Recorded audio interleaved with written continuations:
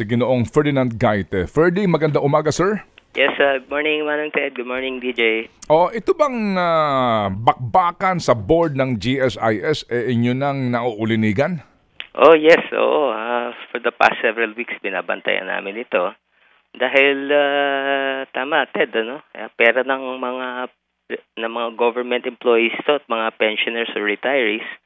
So, syempre, di kami makakapayag na yung pondo, based dito sa allegations na ito, baka malustay na naman. So, nababahala kami sa mga developments na ito. Oo, kasi ito ay nailalathala lamang nang dahil nga sa may mga sources, no, ang news media, and mukhang hindi tahimik ang ilang mga miyembro ng board rito, particularly nga yung tinaguri ang Tres Marias, no, yung tatlong kababaihan. So, ano ang panawagan nyo rito sa GSIS management dito sa gantong uri ng mga kontrahan sa kung saan ilalagay ang pera ninyo? Well, yun yung isang first basic problem, Manong Ted, no? Sa board ng GSIS, political appointees lahat, no? There are 9 members, no? Outnumbered nga yung quote-unquote representatives ng government workers or employees. 5 out of the 9 ay those meron daw expertise sa banking, finance, investment, insurance, etc., no? While 4, ito lang yung supposedly representatives ng government workers, teachers, etc.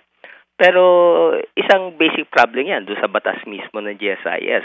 Pero mismo, yung policies now, lalo sa Pina-investments, dapat strictly tupdin, yung provisions on investments. At lumalabas nga, based sa mga nag-whistleblower, yung apparently, yung isang board member, si former Ombudsman Merceditas Gutierrez, and yun sabi nyo nga, I think yung Tres Marias ang binabanggit nyo, yung mother ni Senator Chis Escudero, at yung isang member ng former LBP Executive Vice President, no? Sabi nga nila na merong mga policies na violate mismo ang GSIS, particularly with President General Manager Vic Veloso at the helm, na violate, no, yung mga policies on investment. Kaya talaga ko ang mga members for one, tama, mag-demand tayo ng accountability sa mga investments sa ito. And secondly, gusto rin sana yung Congress should look into the matter dahil pinag-usapan natin, alam niyo magkano na pala ang total assets ng GSIS? It runs in the trillion. Nasa 1.7 trillion. Kung malulustay na lang ulit yan, kawawa naman yung mga maliliit na kawani. Sige, so paano kaya ito? Sa punto ng courage, anong balak ninyong gawin dito nga sa kontrobersyang ito? Well, first talagang we will demand accountability dito sa board na ito. Di ba, Manong Ted, ang purpose ng fund ng GSIS ay para sa benefits ng mga empleyado. And technically, yung mga government employees and the retirees are the owners of the fund. Ang problem, wala nga kaming tinig. Kaya dapat magsalita yung mga owners, totoong may-ari ng pondo dito sa ano nangyayari sa pondo ng GSIS. Ikalwa, dahil merong kapangyarihan ang Kongreso na oversight, no? Dapat mananawagan kami sa mga kongresista at mga senador na imbestigahan in aid of legislation itong nangyayari sa GSIS and possibly kung kailangan man amendahan yung existing na batas ng GSIS, then para maprotektahan yung mga retirees from itong mga highly questionable investments na ito. Okay, sige. So, hindi naman sa tayo po ay nagpapahiwatig ng duda ng mga usapin po ng kickback o komisyon, no? Dito sa isyong ito. Kung atin ding magugunita, Sir Ferdy, di ba nung panahon ng dating Pangulo, sa SSS naman yon, right? Naalala mo, may mga binibili na stocks. Oo. Dahil nga din sa kahit na hindi naman kitang-kita mo na hindi naman kikita doon at baka nga malugi, bumibili kasi may komisyon, di ba? may komisyon yung mga brokers nito at mismo yung mga nagdedesisyon sa pagbili ng mga stocks na ito sa stock market na palugi. Tama ka, Manong Ted, no?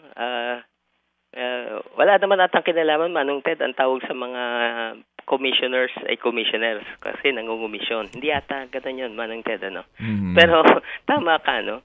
Itong mga investments in question, itong Alternergy, no? Na ang namumuno ay dating ang owner ay dating head ng Department of Energy, si Vince Perez. Ang stocks niya, tinitignan ko yung presyo ng stocks, pabagsak for the past 1 year. 2023 lang siya nag-IPO, initial public offering. At yung halaga ng kanyang stocks ay nangalahati na lamang from 1 peso 28. Ngayon, it's hovering in around 60 centavos na lamang. So, ganun din, ano, yung Nickel Asia. Tapos, itong hindi natuloy, no? Yung Newman Burger na more than 5, nabanggit pa niya, $100 million sana, no? Pero hindi natuloy. Pero tama yung point, no? Bakit mag-i-invest ang GSIS dito sa mga ang tinatawag na parang parameters, no, ng GSIS sa investment. Una yung syempre yung liquidity, madaling ibenta, no, madaling turn into cash. Yung isa, safety and security, dapat tiyak hindi ito high risk, no. Tapos syempre yung yield, yung kita. Pero dito sa larangan ng safety and security, obviously medyo delikado na dahil hindi pa nga ito sufficiente ang kanyang market capitalization. Dapat at least 15 billion ayon sa policies ng GSIS. Wala pang 3 billion ang market capitalization ng naturang kumpanya ni Vince Perez, no? Tapos itong iba pang mga investments na sinasabi, itong Newberg na dati pag-aari ng Lehman Brothers, medyo sabi ng isang assessment mismo from the GSIS, medyo masyadong volatile, masyadong risky, no? So I don't think diyan dapat ilalagay ang pera ng GSIS dahil at the end of the day, yung ang magsasuffer diyan yung pensioners. Yung board naman after natapos nila mag-upo dyan sa term nila, hindi naman sila they're not held liable, no, for failed investments. Kaya yan yung nakakapangamba, Manong Ted. So, a congressional inquiry is in order, Mr. Chairman? Tama po. And sana, hindi lang simpleng the usual investigation, ano? First, kung merong makita ngang may impropriety nga, then first heads must roll. Secondly, dapat mag-put in place ng mga provision sa batas para maprotektahan yung from possible abuse or misuse ng pondo ng GSIS. Kaya marami, no? Matagal na naming hinihingi yan. Kung naalala po si Winston Garcia, former PGM din, ano? Na merong mga questionable investments. Dati ka, nag-invest pa nga sa paintings, kung maalala mo, Manong Ted, ano? Medyo, medyo hindi namin alam kung tama ba yung valuation na ginawa ng GSIS for those investments. Kaya, dapat there should be mas mahigpit, no, yung pamantayan sa pinapasok na pera ng GSIS, yung kanyang investable funds, na sabi nga na paano yung maliit na magwawalis na magre-retire, baka pwede mo ba sabihin sa kanya, ay sorry po, naubos yung pondo nalugi yung investment. Hindi mo pwede sabihin yan kasi by the time siya magre-retire, dapat matanggap niya yung kanyang, sa totoo lang, hindi naman napakalaking pension or retirement benefits. Oo. Sino ang nakaupo sa board representing government workers? Well, I'm not so sure. Hindi naka-indicate sa website nila, no? But right now, nandun si Evelina Escudero. I posibleng siya yung kumakatawan sa retiree. I don't know about Mercedes Gutierrez, no? Tapos meron nga yung Cabresa, I believe yung pangalan, former LBP, Land Bank of the Philippines official.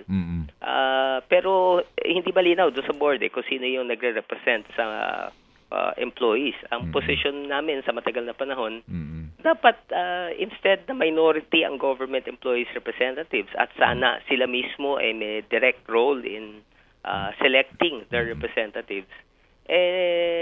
Dapat sa halip na 4 out of the 9, dapat majority, if not all, ay owners of the fund ang nakaupo sa board. At merong mekanismo sana na ang pipili ay merong pwedeng mag-recommend, no, yung mga government employees. Hindi naman natin matanggal, no, yung power ng presidente para i-appoint yung mga kinatawan dito, pero dapat mas malaki ang participation ng totoong nagmamay-ari sa pondo ng GSIS. Okay, sige. So, sa ngayon, Ferdy, yung union ba doon sa loob ng GSIS, anong balita mo? Kasi naghihintay din kami na may manggaling sa kanila. O baka naman, for fear of reprisal, alam mo na, kaya sila tahimik.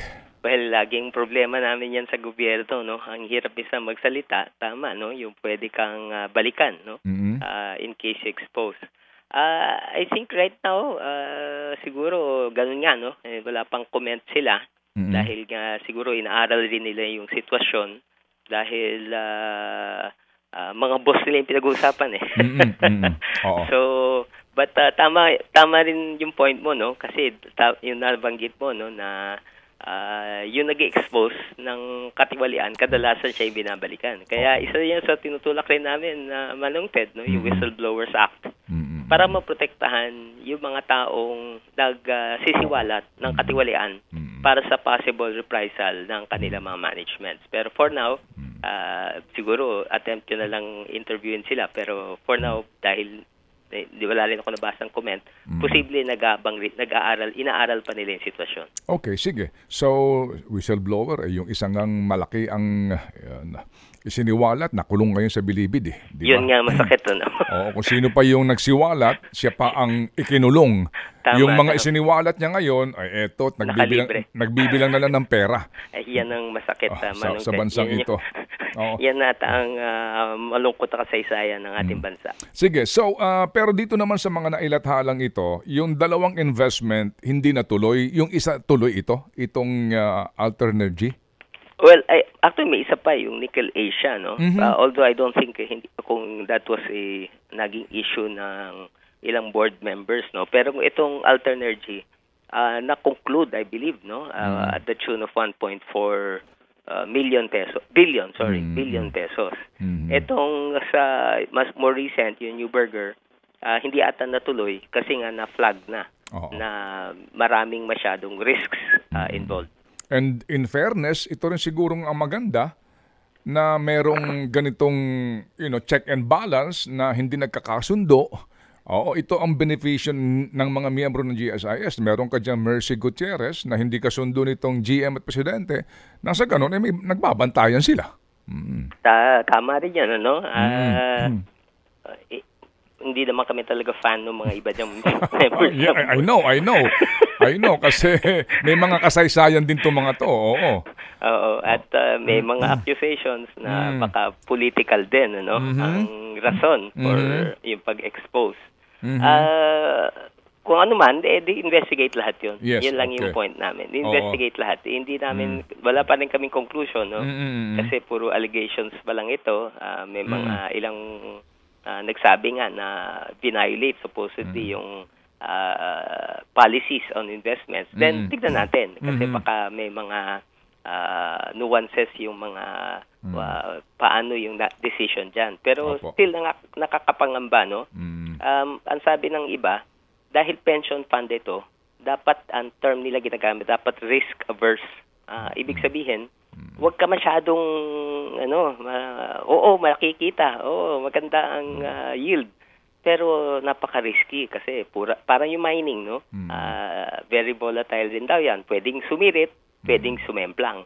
So, mas yung slow and steady, sabi nga nila. Oo, maliit ang kita, pero tiyak yung angat niya, dahan-dahan. Oo. So, yan yung ilang kailangan arali maigi sa usapin ng management ng investments and funds. Opo, gaya po ng SSS din ito, no? Ganun din po 'yan, no? Yung SSS naman sa private sector. O sige, so abangan namin Sir Ferdy kung meron pa tayong mga kaibigan sa Kamara na maghahain ng resolusyon para magkaroon ng impartial investigation and malaman din kung kinakailangan na bang amyendahan ang charter ng GSIS. Tama yung Manang Ted, at lalapit kagad kami sa namin, matagal na naming mga kapamilya ang Makabayan Block, no? Wala namang iba. Iba, para mag-file ng panukalang resolution para investigahan ang GSIS. Sige. Salamat na marami, Sir Ferdy, sa iyong panahon na ibinigay sa aming programa. Thank you. Maraming salamat at more power sa inyong programa, Manong Ted, DJ. Opo, thank you. Ted Filon at DJ Chacha. Ngayon, nasa Radyo 5, 92.3 News FM. Monday to Friday, 6 to 10 a.m.